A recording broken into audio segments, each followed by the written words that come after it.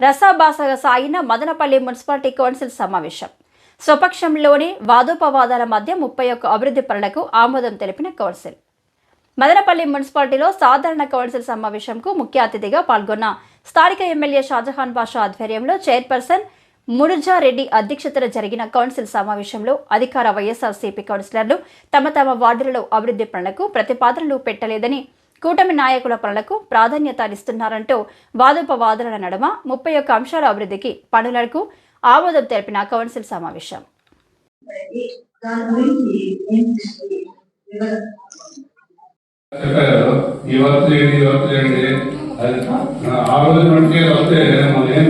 ఆశ్రమంలో వచ్చింది లేదు 1.5 లక్షల రూపాయల తలమార్పు 3 ఏళ్ళు గౌరవ అధ్యక్షులు వారు అభినందన దాని ద్వారా మనం చెప్పించాల్సిందిగా తెలియజేస్తున్నాం.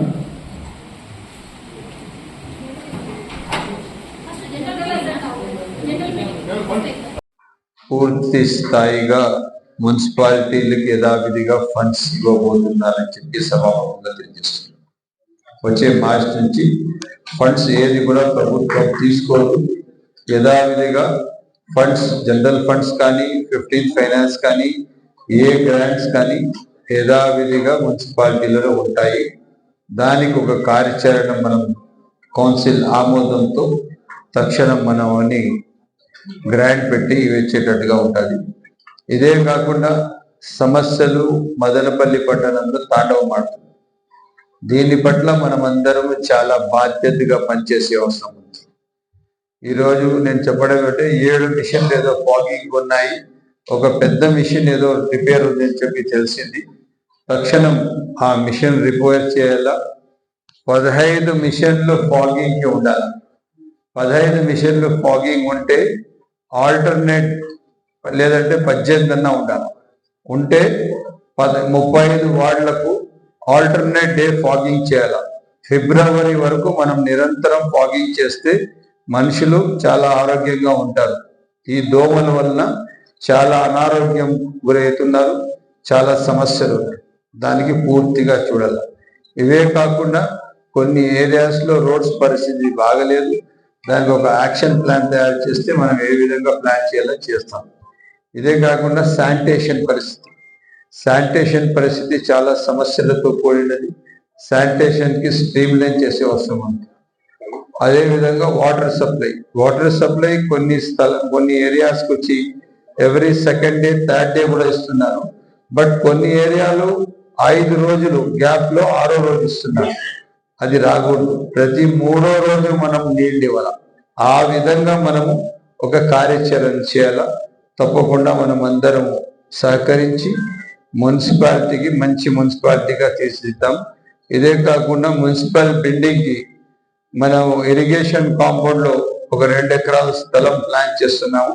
ఎందుకంటే ఇక్కడ మీరు చూడండి, కౌన్సిలర్ ఉన్నారు, గౌరవ కౌన్సిలర్లు వచ్చి ఇక్కడ ఏసీ కూడా లేదు. ఇప్పుడు ఏదో జరిగిపోతుంది. ఫిబ్రవరి మార్చ్ నుంచి మీరు ఎండలో కూర్చున్నట్టు ఉంటుంది. ఒక 2 ఎకరాల్లో దాదాపు మనం పూర్తి స్థాయిగా ఒక మంచి మున్సిపల్ ఆఫీస్ నిర్మించి దాన్ని పూర్తి స్థాయిగా వసతులు కల్పించేటట్టుగా పనిచేస్తామని తెలియజేస్తూ, అందరూ ఎవరైనా ఉన్నారో మన కౌన్సిలర్లు అందరూ సహకరించి, ఇదే కాకుండా అధికారులు సకాలంలో ఇష్యూస్ పైన స్పందించాలా. టైటిల్ ట్రాన్స్ఫర్లు ఏమైనా ఉంటే అవి డిలే అవుతున్నా అవి కాకూడదు. అవి యథావిధిగా బర్త్స్ అండ్ డెత్స్ లో కూడా ఇష్యూస్ ఉన్నాయి, అవన్నీ కాకూడదు.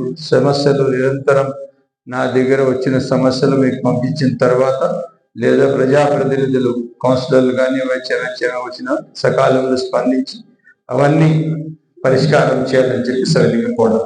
Thank you.